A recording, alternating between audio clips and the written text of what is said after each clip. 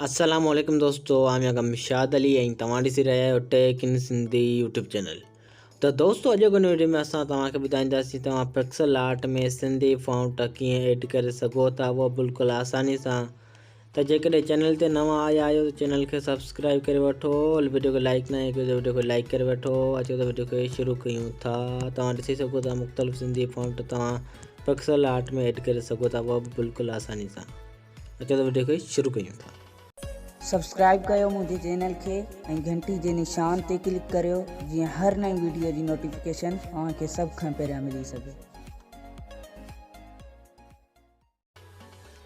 तो दोस्तों सब खां पहिरीं तव्हांखे पिक्सल आर्ट प्ले स्टोर में डाउनलोड करणो पवंदो। जेकॾहिं डाउनलोड थियल आहे त कोई मसलो न आहे। सब खां पहिरीं तव्हां हुनखे ओपन कंदा ऐं ओपन करण खां पोइ तव्हां कुझु परमिशन वठो, तव्हां अलाउ करे छॾियो ऐं हुन खां पोइ तव्हां हेठि अचो, स्क्रॉल डाउन कयो ऐं तव्हां को बि बैकग्राउंड खणो। ठीकु है, तव्हां जीअं बैकग्राउंड ते क्लिक कंदा तव्हांजे साम्हूं हुन तरह विंडो ईंदो। ठीकु है, हुन खां पोइ तव्हां ते टेक्स्ट ते क्लिक कयो ऐं हिते तव्हां सिंधी में कुझु लिखो।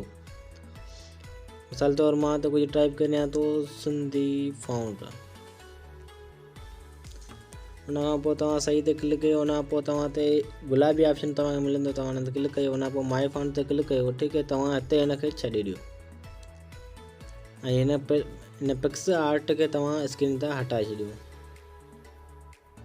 पिक्स आर्ट ओपन करण खां पोइ तव्हांखे सिंधी फ़ॉन्ट डाउनलोड करणा पवंदा।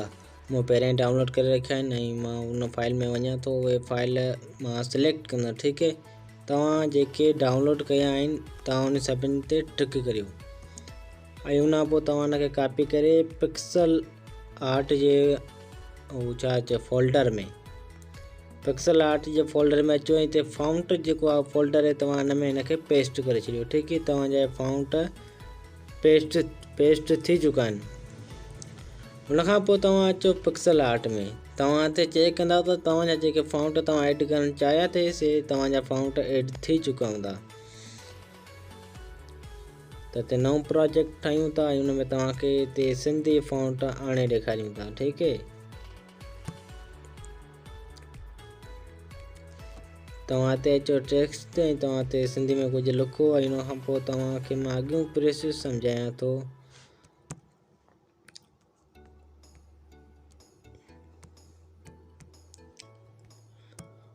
ठीक है दोस्तों, तव्हां हिते कुझु लिखण खां पोइ तव्हां अचो साॻी ऑप्शन ते। ठीकु है, फ़ॉन्ट जे ऑप्शन ते। हुन खां पोइ तव्हां माय फ़ॉन्ट ते क्लिक कंदा त तव्हांजे साम्हूं सभई फ़ॉन्ट अची वेंदा।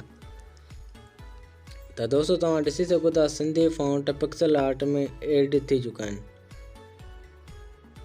बिल्कुलु आसान तरीक़ो आहे जेकॾहिं तव्हां वीडियो खे गौर सां ॾिसंदो त।